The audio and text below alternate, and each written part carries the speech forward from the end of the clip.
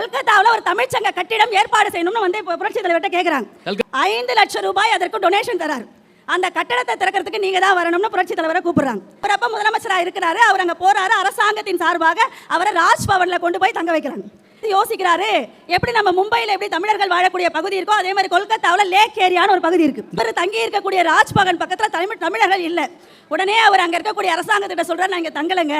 ஏன் இல்ல, நான் இங்க வந்திருக்கிறத பார்த்துட்டு என்னை பார்க்க என்னுடைய தமிழக மக்கள் கூட்டம் கூட்டமாக வருவார்கள். இங்கிருந்தால் என்னால் அவர்களை பார்க்க முடியாது, அவர்களால் என்னையும் பார்க்க முடியாதுன்னு ஒரு ஹோட்டல்ல தங்குறாரு. ஹோட்டலை விட்டு இறங்கி கார்ல வந்துட்டு திடீர்னு இறங்கி நடக்க ஆரம்பிச்சிட்டாராம்.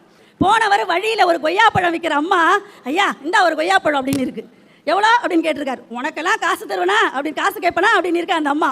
அந்த அம்மாவிடமிருந்து அத்தனை கொய்யாப்பழங்களையும் வாங்கி எல்லாருக்கும் கொடுத்துட்டீங்களா, நீ விற்கிறையே தவிர என்னைக்காவது சாப்பிட்டுருக்கியான்னு சொல்லி அந்த அம்மா கையிலேயே ஒன்று சாப்பிட சொன்னாராம். தெரியுமா வந்திருக்கு நாடோடி மன்னல்ல சொல்லுவார், நீங்கள் மாளிகையிலிருந்து மக்களை பார்க்கிறீர்கள், நான் மக்களோட மக்களாக இருந்து மாளிகையை பார்க்கிறேன்.